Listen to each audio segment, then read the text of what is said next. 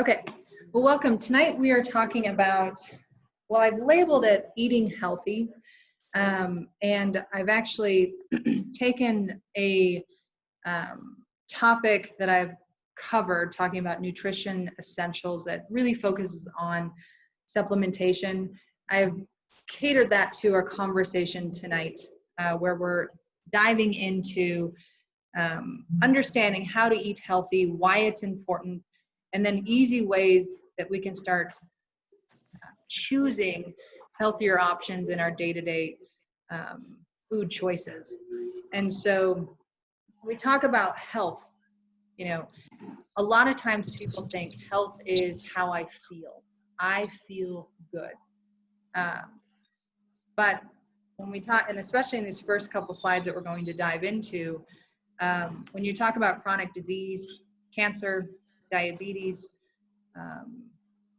heart disease, a lot of these build over time, and we don't have symptoms until 5-10 years later, where, oh, my blood sugar is this, and I'm not responding to my insulin, so now I need to take insulin. Or the cancer is large enough for us to identify it under a microscope. Or I've had a heart attack and I have cardiovascular disease. And so health is a much bigger and a much more rounded definition. And what I like to define it as is health is how you move, it's how you think, it's how you eat, it's how you sleep, it's how you hydrate, and you have a healthy nervous system that can integrate those components so that all the things that you're doing are supporting your overall health and well-being as you move forward in life. So let's just get started, because I want you to really understand why nutrition is so important, and understand that this is not new. So this is taken from a Senate document from 1936. And they said back in 1936, so we're talking, you know, almost 100 years ago, 99% of the American people are deficient in minerals and have a marked deficiency in any one of the more important minerals that actually result in disease. And you go down to this next paragraph. Do you know that most of us today are suffering from certain dangerous diet deficiencies, which cannot be remedied until the depleted soils from which our foods come are brought into proper mineral balance? So back in 1936, they were saying, you know, that our soils and our lands no longer contain enough of the certain minerals. She can't hear me. And those minerals are not being absorbed into the food we grow, and therefore the foods that we're eating aren't. So or see me. Not a new conversation. Or see me. This is something that has been talked about. And so what practices have changed? I know there is crop rotation, but we're also doing a lot of other things in terms of how we produce on a big scale a lot of our food and nutrition. And so have we really addressed soils, which I find is just fascinating. It's not a new conversation. And it's not just something that's been going on for the last 30, 30 years. It's been something that's been much longer than that. So let's talk about why food is important. So Americans are overfed and undernourished. Just make sure, okay. And what that means is the foods that we're eating are calorie rich. They are poor in nutrition. They tend to be fatty, they're sweetened, they're prepackaged, they're overprocessed, they're artificially preserved foods. And when you look at what's going on at the cellular level, we eat all of these foods, they're lacking in important nutrition. And so therefore, at the cellular level, we see that we are starving our cells. And so we constantly feel like we are hungry. So we are eating, then we gain weight, and then we are a society that is really likes instant gratification. And so the average person I tend to see likes to plug into, oh, I can lose 10 pounds in 7 days if I do this XYZ, or I'm going to do this diet and I'll lose all of this weight. And you see these highs and these lows in terms of weight gain and then weight drop. And oftentimes when you look at weight gain, it happens over years, right? It's not like we wake up one day and say, oh yeah, I gained 20 pounds from yesterday. It's something that happens over 5, 10 years. And so when we're talking about dropping weight in a very short period of time, it can really be dangerous in terms of its impacts on the body. So the CDC on obesity, 42.4% of US adults were obese in 2017, 2018. And I looked up the World Health Organization. This was, I think I did this I looked up this stat and it said, it estimated that 3/4 of Americans will be overweight or obese by 2020. Well, guess what? It is 2020. So let's see if I can share another screen here, because I did pull up some of their data that they had. And let's see. Let's go to another screen. I want you guys to see what I'm looking at here. I'm going to go to this one. And I want to see.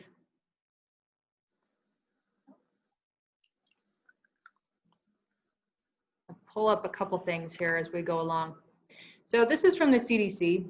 They say chronic diseases are the major cause of death and disability worldwide. And they have it broken down. Actually, I know it's really small, you know, in this pie chart. But it says chronic diseases accounted for 88% of all deaths. This is in 2002, okay? If we scroll down in this document, I found this to be fascinating. It said, projected prevalence of overweight in the United States, males and females aged 30 or older, 2005 and 2015, okay? We're looking at this big chart. This is 87%, 83% for men and women. Back in 2005, it was 79, here's 77. Not overweight is this purple chart. So this is overweight, not including obesity. But I loved this bullet over here on this side, and I know it's really small data. So it says, at least 80% of premature heart disease, stroke, and type 2 diabetes, and 40% of cancer could be prevented through healthy diet, regular physical activity, and avoidance of tobacco products. Okay? Cost-effective interventions exist in many countries, and most are successful strategies. But again, when you're looking at these strategies, they are strategies that, you know, are lifestyle strategies, right? We need to implement them every day in the choices that we make and the things that we do. So, all right, I'm back to the PowerPoint. Can I just get maybe a thumbs up from people? They can see the PowerPoint here?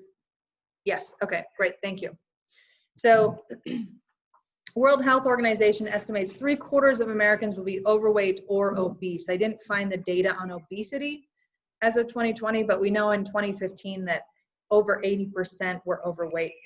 And obesity-related conditions, heart disease, stroke, type 2 diabetes, and certain types of cancer, estimated annual costs back in 2008, $147 billion just on obesity, okay? And this is a lifestyle, it's a lifestyle condition. And it's related to a lot of these top diseases that people are dying from. So really identifying what we can do as far as health is going to be really important for us. So let's just get into a couple other statistics here. Heart disease, cardiovascular disease, it's got a nickname of the silent killer. Why? Because most of the time we find out we have heart disease because of a heart attack. And the heart attack kills 1 out of 5 people when it happens. And so again, when we're focused on health and how we feel as a gauge to if we are healthy, Heart disease is the #1 killer in the US. So feeling is not a great gauge as to our overall health. So leading cause of death in men, women, and most people, and people of most racial and ethnic groups in the US. In the US, someone has a heart attack every 40 seconds. And 1 in every 4 deaths is attributed to heart disease. And we're talking $219 billion each year. And that was back in 2014, 2015. So let's just, again, we're talking about a lot of money. $147 billion for obesity. We're talking $219 billion each year for heart disease. Stroke, every 40 seconds, we have somebody in the US who has a stroke, 5th leading cause of death. And then diabetes, 9.4% of Americans have diabetes as of 2015. And it's the 7th leading cause of death. Again, these are lifestyle diseases, chronic diseases. And key risk factors: high blood pressure, high blood cholesterol, smoking, diabetes, overweight or obese, unhealthy diet, physical inactivity, and excessive alcohol use. And so when you're looking for a quick fix, guess what? It's not going to happen. We need to start doing things differently, okay? So this is a really old survey. Back in 1997, frankly, I don't know if they've done a survey like this since, but I did get it out of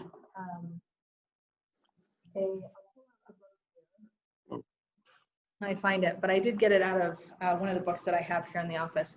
So how Americans are spending their dollars. Back in 1997, this is the top 10. Cigarettes, Coca-Cola, mac and cheese, Pepsi, Diet Coke, beer, Campbell's soup, Tide, Folgers coffee, and cigarettes again. So let's just circle back to some of those key factors that contribute to chronic diseases, right? They said reduce your consumption of alcohol, smoking, right? Obesity and diabetes. What good health foods do you see on this list, right? We've got Campbell's soup and we've got Kraft macaroni and cheese, both processed, both packaged. So have our choices and behaviors changed since 1997, right? Has our healthcare changed since 1997, right? We're spending more money every year and we're seeing people getting sicker every year. So I think this is a reality of where we're spending food. Or spending our money, we just don't necessarily know that that's where the money's going. So let's talk about this. Today is about how can you simplify your food choices and how can you make better decisions at home. So back in 1999, composition of dozens of foods were compared with records in 1950, okay? And minerals, proteins, calcium, potassium, iron, vitamin C, and B12 were all lacking across the board, right? And here again, we talk about soil quality. We've not improved our soil quality or farming practice standards since. And we've added in genetically modified organisms or genetically engineered foods to our agriculture, which can also create stress to our soils, right? This is back in 1999. So we're talking, 21 years later. So how can we make better food choices and consume more nutrient-dense foods? And that's really the question, right? So the big piece of advice I will give you, or guidance I should say, is to eat real food. There's an acronym out there, it's called JERF, J-E-R-F. I think it's copyrighted, and I think it goes with maybe some recipes and a book and all of those things, but it's just eat real food. Cut out processed foods that come from a box, that are packaged, and choose foods without labels. Choose foods that look like they came from the ground, right? And a nutritionist that I was discussing and having a conversation with, they just said, every meal should include a protein, a fat, and a carbohydrate. And you don't need to make this complicated. Just FYI, because we can make a lot of things complicated when it comes to food. But if you look at proteins, the nutritionist said it's best when it comes from an animal source. So think eggs, fish, chicken, yogurt, cheese. You can get protein from greens and vegetables and plants. She just talked about how it can be a little bit more challenging for our bodies to absorb that protein. This may be arguable depending on who you're talking to, if you're a vegetarian or a vegan, but you really have to be focused on how do you get the appropriate amount of protein if you're not getting it from an animal source. Now, fats, okay? Fat should always come from a natural source, so think nature. So we're talking butter, lard, nuts, seeds, avocado, healthy oils. So you can have avocado oil, you can have coconut oil, you can do an olive oil. You know, bad fats are anything made or processed like canola, soybean, peanut oils. You know, those can be your bad guys. And think about if you're making a cake, right? If you're making a cake from a box, they say, let's add a canola oil, or let's add like a margarine or a Crisco. Those are not natural sources. So I think butter sometimes, or lard, has been made out to be the bad guy, but it's actually a better choice for you versus some of the processed or factory made oils. And then a carbohydrate, there's something, you have simple carbohydrates and you have complex carbohydrates. Now, simple carbohydrates are simple because they're easily broken down within the body, and it makes it accessible to the body in a very quick way. A simple carbohydrate is something that's processed, like a bread, a pasta, a cracker. The best types of carbohydrates are your complex carbohydrates that are going to require the body to break them down over time as they move through your digestive tract. And it's going to challenge your body and work. So it's going to be energy to break that down, but there's nutrition in those carbohydrates. So the best carbohydrates are your veggies, followed by fruit. Then you get into rice and oats, quinoa, legumes like the lentils or the beans. So I should have included a food pyramid. You know, an old food pyramid was that triangle, right? And at the base, they had all of these carbohydrates, breads and pastas and crackers. And if you look at a newer food pyramid, it's actually a plate, and they break it down very differently. So, you know, oftentimes when you're thinking about complex carbs, is get twice as many vegetables as you're getting fruit, because you do get a lot of sugars when you choose fruit. Having said that, fruit is always a better option compared to if you're going or turning to like a Snickers bar or you know, a lot of the snack food that is available. Now, if you want to reduce your exposure to foods that have been stressed, or, you know, grown with more chemicals, you choose organic foods. And organic foods are more expensive, but oftentimes our, you know, traditional agriculture has an herbicide or a fungicide or a pesticide that's used in producing and growing that food. And so I like to follow the clean 15 and dirty dozen. Okay. And with the clean 15 and dirty dozen, let's see if I can get out of here. I'm going to show you. EWG is the name of it, but they are a big company that is plugged into just reducing our chemical or toxic loading. And they do a dirty dozen and a clean 15 every year. And that's where they really evaluate, you know, if you are choosing to eat organic, the foods you want to choose to eat organic are these dirty dozen, because these guys are going to, as they grow, are going to absorb a lot of the fungus, the pesticides and a lot of the things that are sprayed. They absorb the most of the toxins and chemicals that are used in traditional agriculture practices. And if you want to save on your budget, choose the Clean 15 as far as not needing to get organic foods. Typically the Clean 15 have a harder shell, they have more layers, they're not absorbing as much. So this is a really easy way to grab or kind of keep an idea of if you want to focus on purchasing organic and not purchasing organic to save money. So I'm happy to send this to you. You can go to EWG's website, just type in your information and they will send this to you. You can cut it out and put it in your wallet or have it on your fridge. So Clean 15 Dirty Dozen, really easy to implement as far as grocery shopping goes.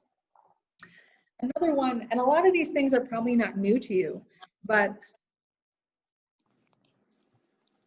it's understanding why it's so important and maybe having the motivation to do it and having an accountability partner who can support your decision making to really implement how you're shopping for food, the food choices you're making, and talking about meal preparation and cooking at home.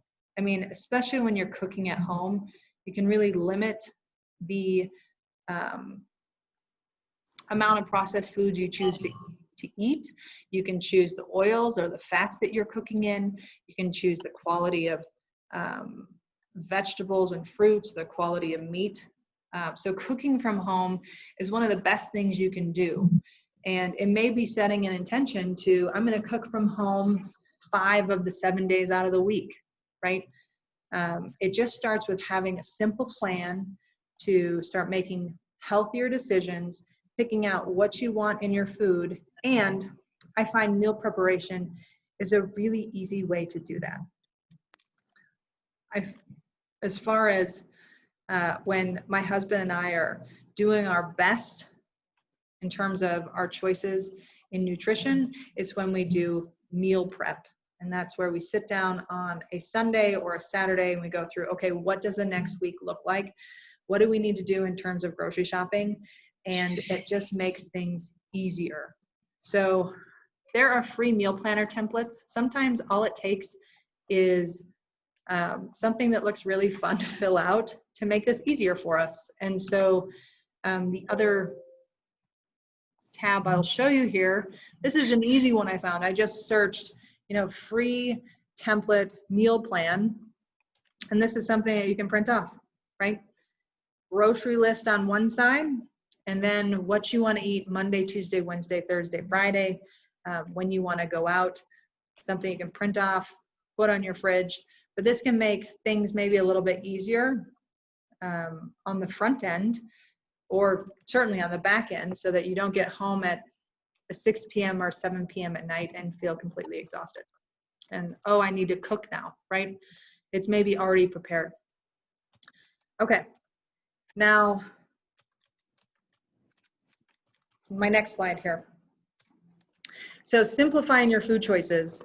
The other thing is avoiding irradiated foods. So a lot of our foods we find in grocery stores have traveled thousands of miles, right? California is a big producer. Depending on what state we live in, we don't necessarily have big producing food sources. And so being aware that when a food has to travel so far, they have a process where they radiate the foods to destroy any strains of harmful bacteria, and it allows to provide a longer shelf life. And guess what? As consumers, we don't like buying foods that don't look good. And so this helps make things look good longer. So that's where I would say choose seasonal and local foods when possible. And the ways to do that are shopping at farmers market. Steve and I are a part of a community supported agriculture. It's called a CSA, and that's where you join in as a member at a farm, and you invest in that farm, and you get whatever crops they yield for that duration of the season. And so we get 18 weeks of weekly locally produced foods. My CSA is actually up in Kersey, Colorado, which is up near Greeley. So it's not traveling a long way to get to me. It's local, and there's huge health benefits to getting foods that are grown around you. And so looking into a CSA, I just searched Colorado CSAs, and I came up with this website here. It's right on the colorado.gov website, where they had this huge directory of CSAs and farms. Some do winter shares and some do summer shares. So, and then you can always start a garden, and it doesn't take a lot of work to put a patio garden together. Just have some tomatoes and peppers, right? Whatever sounds best to you. Genetically modified foods or genetically engineered foods, it depends on who you talk to. Some people think it's a way to provide more food to people who need it, and to address any type of hunger shortage that we have, or food shortage, so we can feed the hungry. And others will say, we don't know what the long-term effects of genetically engineered food and genetically modified food. Very different than hybrid produced foods. Genetically engineered is actually taking DNA from, could be viral, bacterial, but we want the crop as it's growing to act in a very certain way so it can withstand any type of harsh condition. And so I found this is a great article. I can post this or provide it to you guys if you want it, that talks about GMOs and how it could or could not cause stress to the body. Frankly, for me personally, I would rather not mess with Mother Nature, so I prefer to eat less or as little GMO as possible. If we're eating a highly processed diet, I was reading today that it's around 70 to 80% of processed foods, packaged foods, have genetically modified ingredients in it. And that's your canola oil, corn, cottonseed. We see some dairy, animal proteins. A lot of times we're not getting GMO foods from directly what we're eating, but what our foods are eating. So, you know, a lot of the animals that are raised have a high GMO diet, so we get it that way. And then another way is to just do food swaps. You know, instead of running and grabbing juice in your refrigerator, you can add fruit to your water and naturally infuse your water with fruit and all the goodness that comes with it, right? Instead of using pasta noodles, use veggie noodles. Instead of choosing milk chocolate, choose dark chocolate. Instead of eating chips as a snack, choose nuts, or veggies and hummus instead of crackers. So I think for you, it's, and for all of us, it's identifying, you know, what is in our diet. So it starts with, and I tell everybody this, do a 7-day food journal. And with that food journal, you're going to write down everything that you eat. And you're going to notice, how do I feel after I eat those foods? Am I noticing any flare-ups of conditions or how I feel? Am I noticing behaviors that I take on? And over those 7 days, you're going to write the things that you're eating, how you're feeling, and see if there's anything that you can pinpoint to those specific foods. But first, it's seeing what you're eating, and then you can start identifying, you know, what will be best in terms of, you know, maybe I need to cook more at home. Maybe I need to do the healthy food swap. Lots of things that you can do. It's just having a starting point. So, so I've gone over, it is 6:19. I apologize that I've gone form when it's over, but I hope that this has given you maybe a starting point of how you can reflect on the choices that you're making right now and how you can take small steps. I mean, you don't have to start with, you know, oh, I'm going to jump into the Whole Food 30 and do a big 3-week detoxification program and just start 0 to 180. You know, that maybe not be the best for you, but starting at where are you now and what can you do to start implementing better food choices, because it makes an impact on your health and your longevity, especially when we look at, you know, how healthy food choices impact some of these chronic diseases that 80+% of US Americans are dealing with when we talk about obesity or being overweight. So I appreciate you guys being here. If you have questions, you're welcome to hang around. I only have a couple minutes on my Zoom call. Otherwise, it was so good to see all of your faces, and I look forward to engaging with you in the office, so you can share with me what you guys are choosing to do in terms of your choices in healthy eating. Dr. Zeigler, can you hear me? So, oh, you know what I'm realizing? If any of you were chatting with me, I was muted, so I didn't hear you. So, Can you hear me? I can. Great presentation. Are you going to be talking about fasting, or looking at some type of option for us to cleanse our bodies? Is there going to be an upcoming program that we can listen to? Yes, great question. So I do talk about detoxification and what goes on in the body as far as detoxifying the liver, the digestive system. Fasting goes into that.